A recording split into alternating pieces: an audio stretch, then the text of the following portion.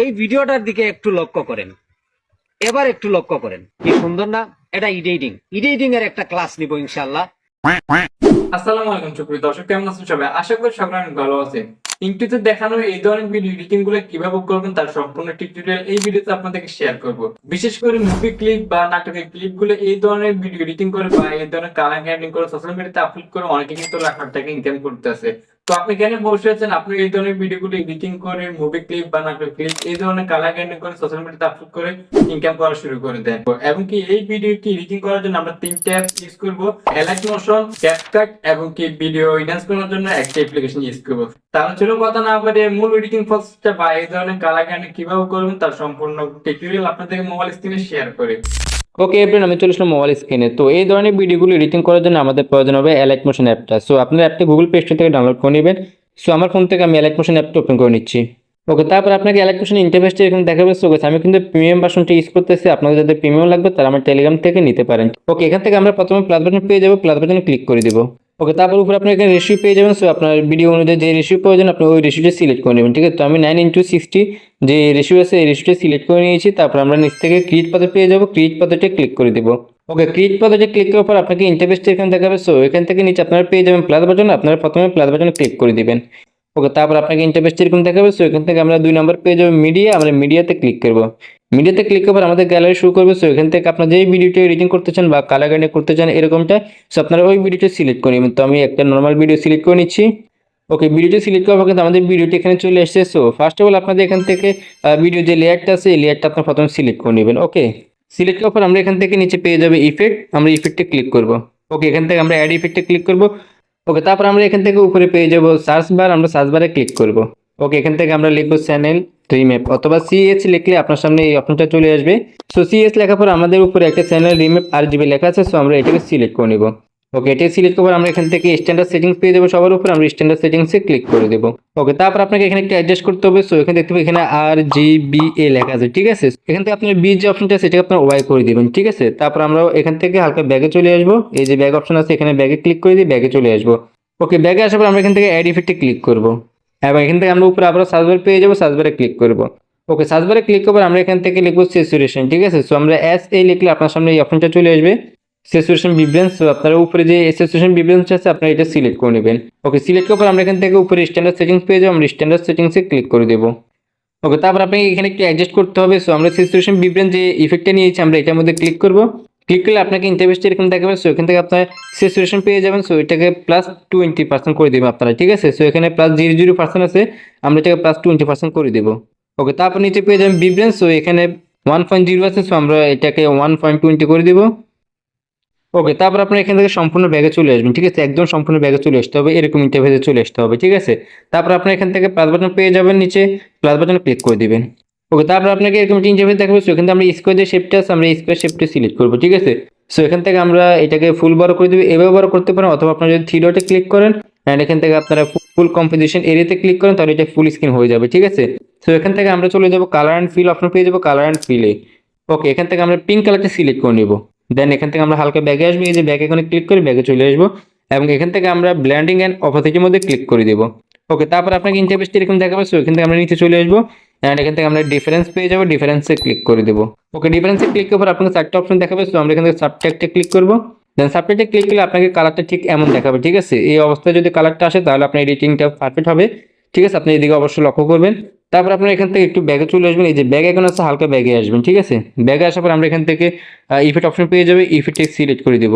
ওকে, তারপর আমরা এখান থেকে অ্যাড ইফেক্ট পেয়ে যাবো, অ্যাড ইফেক্টে ক্লিক করব।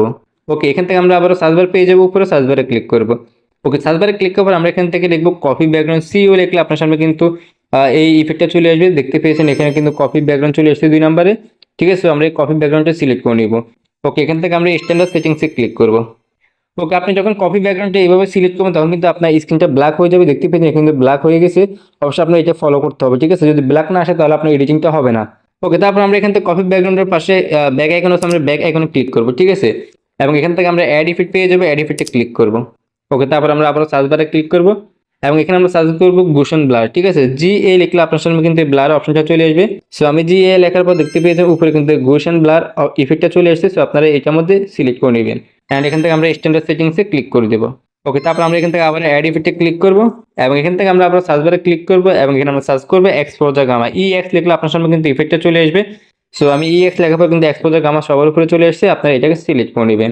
ওকে, তারপর আমরা এখান থেকে স্ট্যান্ডার্ড সেটিংসে ক্লিক করে দেব। ওকে, আবার এখানে আপনাকে কিছু অ্যাডজাস্ট করতে হবে। সো আমরা এখান থেকে প্রথমে গোশন ব্লার এই ইফেক্টটা সিলেক্ট করে নিব এবং এখান থেকে আপনার স্টেট একটা অপশন পেয়ে যাবেন। সো এখানে 0.150 থাকবে, সো আপনারা এটা 0.350 করে দিবেন। আমি 0.350 করে দিচ্ছি। ওকে ওকে, তারপর আপনারা ব্যাগে চলে আসবেন। ব্যাগে আসার পর আমরা এখান থেকে এক্সপোজার গামা অপশন পেয়ে যাবো, আমরা এটার মধ্যে সিলেক্ট করবো।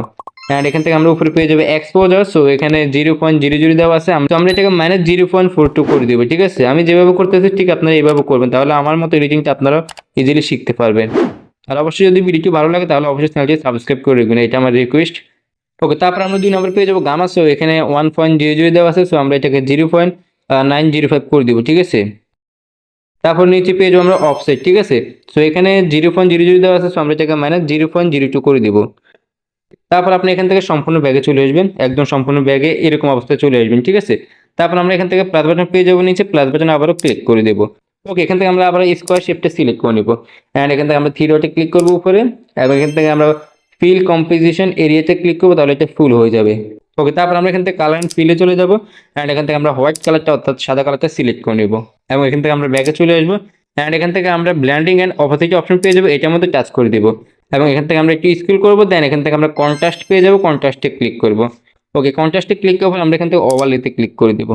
ওকে, ওভারলেতে ক্লিক করলে আপনার ভিডিও কালারটা ঠিক এমনটা আসবে। সো এখান থেকে আবার আপনি সম্পূর্ণ ব্যাগে চলে যাবেন।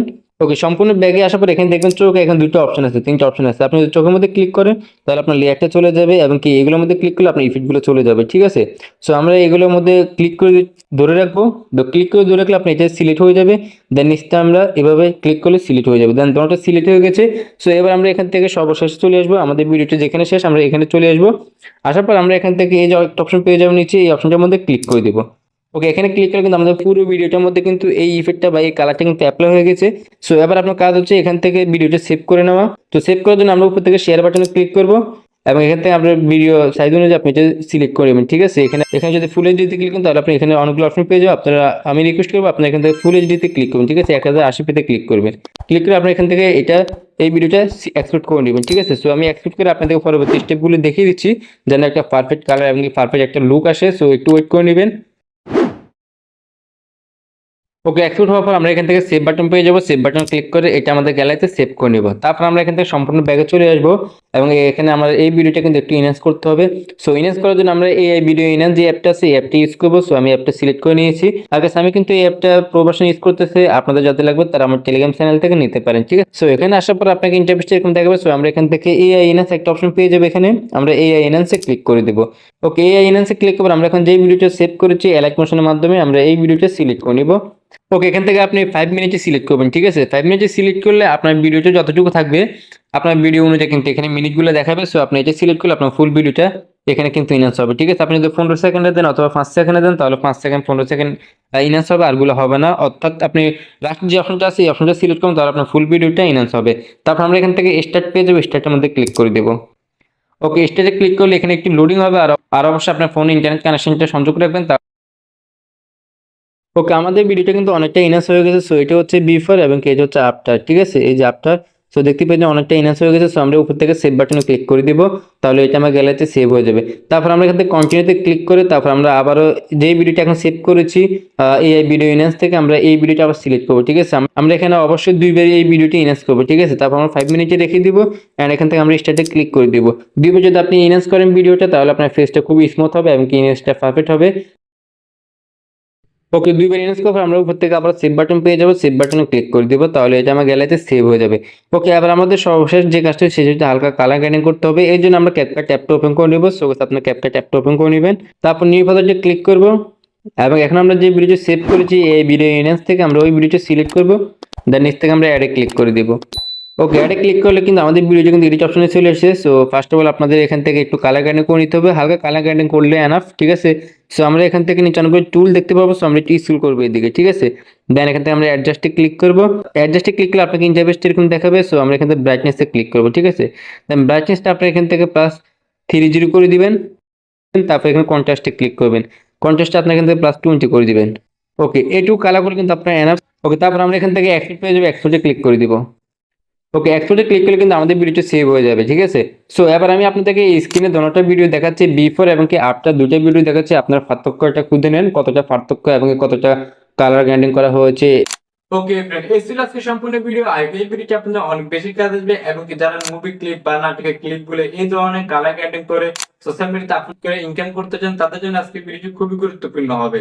সো যদি ভিডিওটি আপনাদের উপকার আসে তাহলে অবশ্যই লাইক, কমেন্ট এন্ড শেয়ার করে দিবেন। আর আপনি যদি আমাদের এই চ্যানেলে নতুন দর্শক হয়ে থাকেন তাহলে অবশ্যই চ্যানেলটি সাবস্ক্রাইব করে রাখবেন।